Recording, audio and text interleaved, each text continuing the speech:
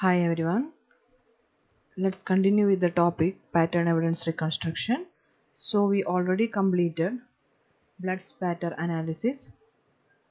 Now let's move on to other pattern evidences, and another one important pattern evidence is glass fracture. So glass fracture patterns are most often associated with burglary, criminal mischief, shooting incidents, or fire scenes, and we'll get these glass patterns in hit and run cases also.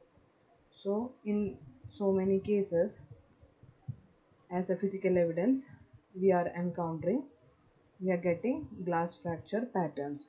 So in burglary, like window glasses or door glasses, they can break for entering into the house. The criminal can break the window pane and they can window pane and they can get inside. So the pattern of that glass fracture, and in hit and run cases, the um, glass of cars or vehicles, that will give a particular fracture.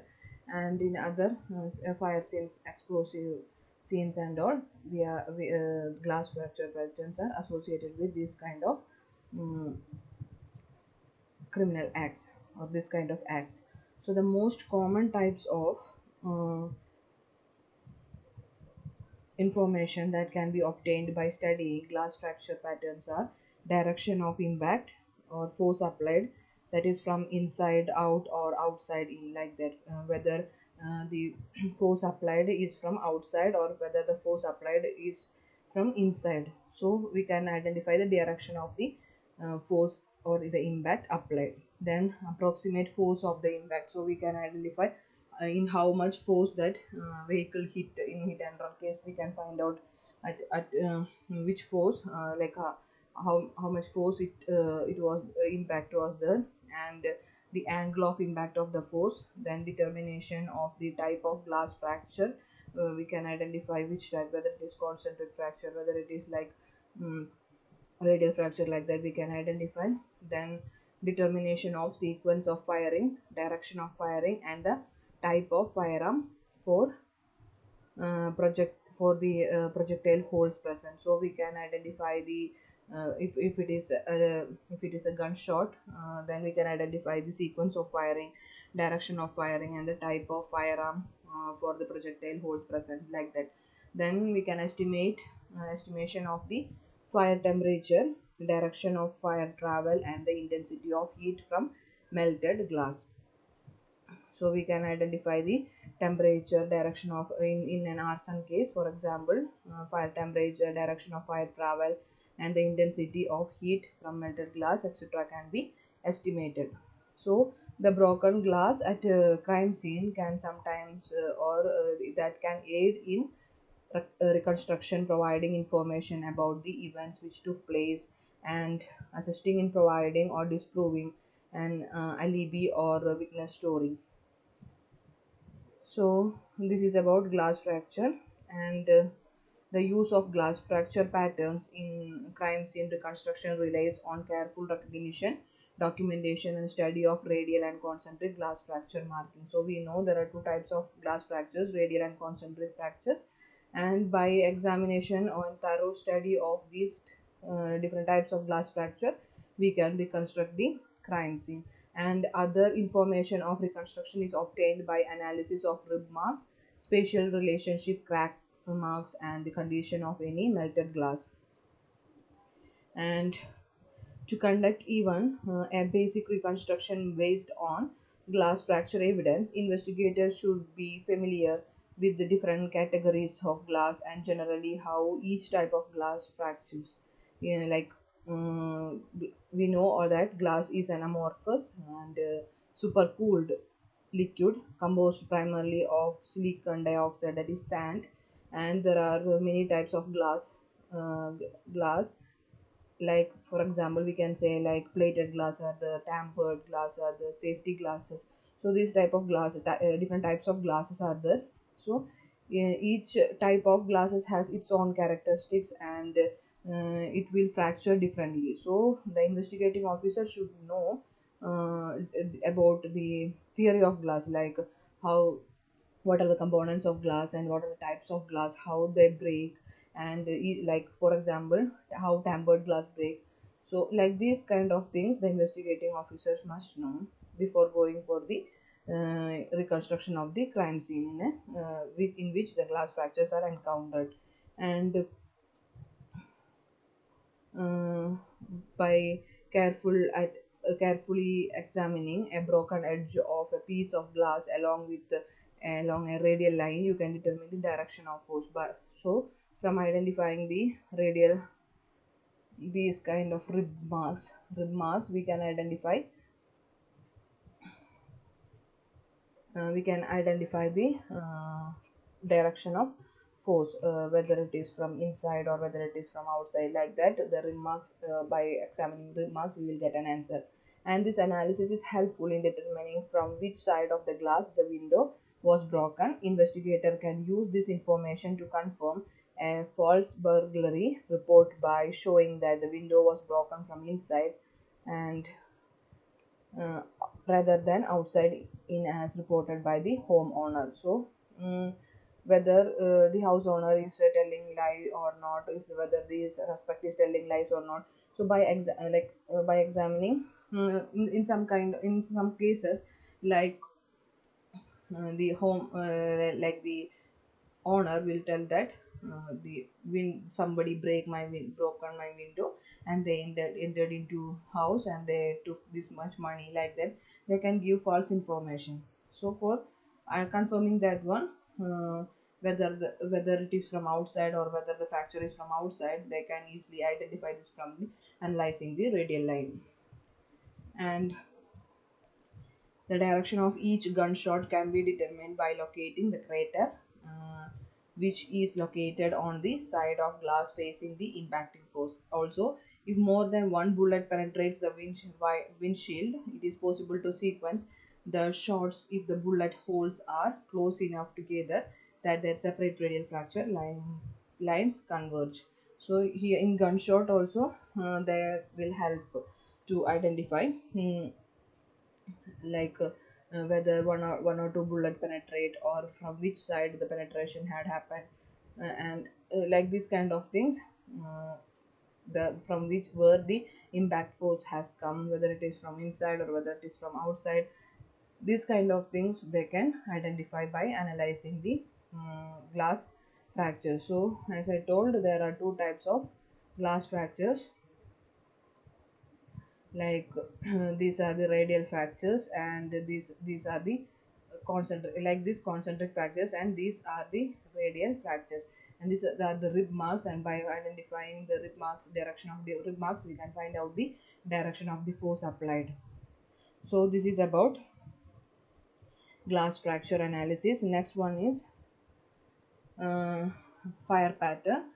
So fire pattern is also called a burn pattern in the visible or measurable physical changes or identifiable substance shapes formed by a fire effect or group of fire effects. So fire pattern, how it is like burn pattern, so that we can, it is visible also, and why how it is affecting, it is formed by the fire effect or group of fire effect. In an answer case, commonly we are encountering this fire pattern. So by identify fire pattern, we can find out the origin of the fire, and accurate interpretation of fire patterns can lead the investigator to the correct origin of the fire and correct identification of the fire's cause. So from how fire occurred and from where it occurred, like that we can identify by analyzing this fire pattern. So generally there are two types of fire patterns: movement pattern and intensity patterns. And movement patterns are patterns those which are the result of growth and extension of fire and products of combustion away from the original heat source. So movement patterns may be, the original heat source may be in different place, and the fire, while progression of the fire, this pattern, or some pattern will occur due to the growth and extension of the fire. So that kind of patterns are called movement patterns, and proper inspection of fire scene will result in tracing these patterns back to the original heat source. So by examining these movement patterns, we can identify where the fire originated.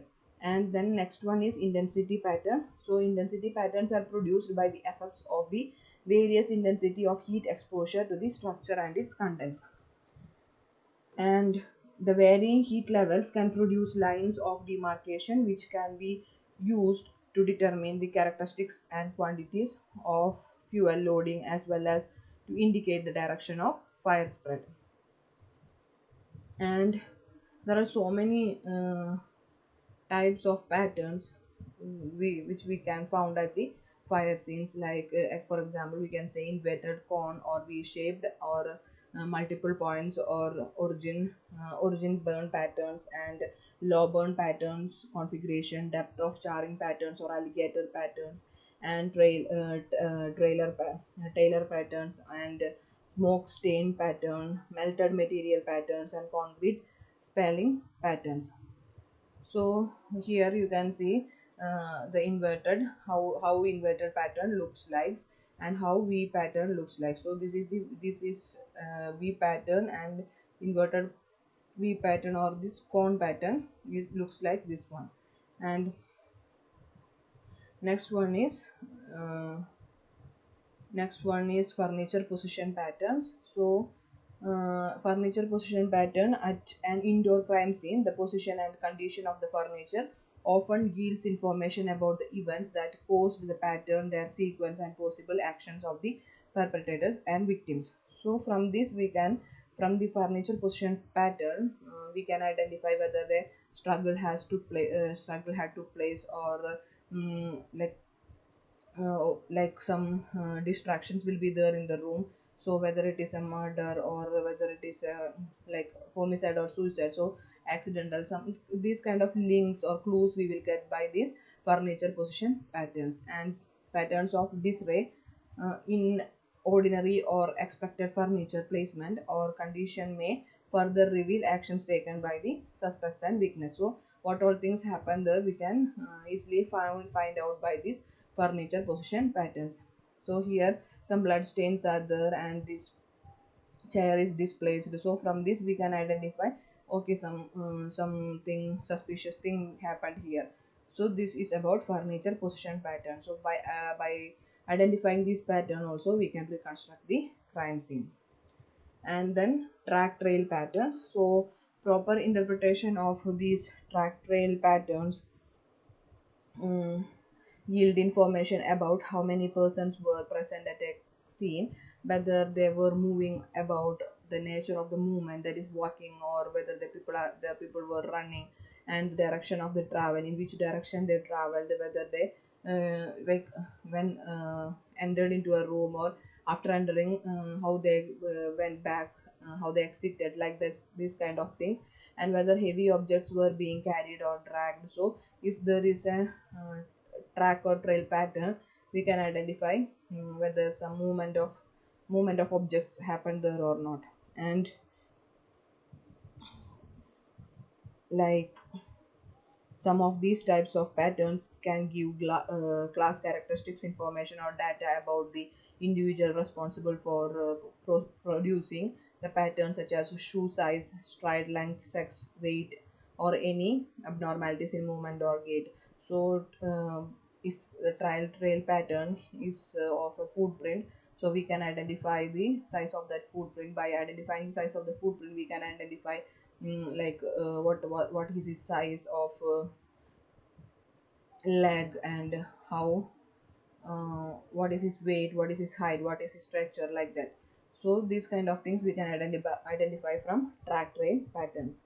And next is tire and skid mark pattern. So tire and skid mark patterns are also often seen at outdoor crime scenes, and can provide important reconstruction information at the crime scene investigator.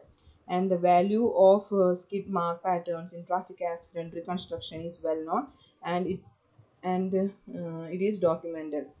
And however, like the use of these patterns in crime scene investigation and reconstruction is often neglected, but these markings can yield information about the number and types of vehicles involved, the possible speed of this vehicle, and direction of the travel, and whether or not brakes were applied, and whether the whether turns were made, etc. So these kind of clues we will get by examining the tire and skid marks. So this is also one of the important pattern evidence which help in the reconstruction of the crime scene. And next one is clothing or article pattern. Here this type of pattern evidence can be subtle, or at times it's very obvious, and detailed observation, measurement, documentation and correct interpretation of these patterns can be valuable and essential in crime scene reconstruction. And some of these types of information that can be obtained from these patterns are whether a suspect ransacked a scene, or the proof or to prove or disprove an alibi, suspect alibi, and direction and route taken by the suspect, physical contact between the person and vehicles, or between the vehicles. So the contact between two person or vehicle or person, or between vehicles, it can find out, and disturbance of expected uh, patterns at the crime scene, and possible information about the sequence of events. So by examining the clothing or article patterns, we can get a lot of information for reconstructing the crime scene. And next one is modus operandi and scene profile patterns. So here these patterns are more subtle and require careful observation as well as extensive knowledge of criminals and detailed of their previous crimes. So modus operandi will be different for each criminal, and each person will do a different kind of operations. So by identifying this modus operandi and the scene profile patterns of, we can identify who is the culprit. So everyone will be having different profile patterns. So by seeing that crime scene only, if the investigating officer is well thorough with the other criminals and their previous case, so they can easily identify the accused person. And modus operandi patterns can link apparently unrelated crimes together at an investigation stage. So by seeing only, they can say the similar kind of pattern was there, that last month was there in that crime scene last month occurred. So by seeing the crime scene only, they can relate these relate the link between these two crime scene, and thus they can identify the culprit easily. And these patterns include information such as methods used to gain entry to a premises, types of weapons preferred, types of force used, and types of language used, the sequence of actions followed by the suspect, types of property taken, and the types of any material left behind the scene. And scene profiles often reveal information with regards to identification of primary and secondary scenes, active scenes and passive scenes, organized scenes and disorganized scenes. So this is about modus operandi and scene profile patterns. So these are the pattern evidences, and by pattern evidence we can reconstruct the crime scene. So once again I'm telling, blood pattern analysis, and it is a pattern evidence and glass fracture, then modus operandi and scene fracture, then clothing or article patterns, tire and skid mark patterns, and furniture position patterns, and track trail patterns, fire patterns. So these are some kind of pattern evidences. We also have other evidences such as other pattern evidences such as marking on projectiles and ammunition, these cartridge cases, and their trajectory. So we can identify all these cases, and shell casing ejection patterns. So there are so many other patterns also, and you read more about these pattern evidences. And by this pattern evidence, reconstruction is over. So if you have any doubts, you can clear it, so that we'll move on to the last topic of this module. Thank you.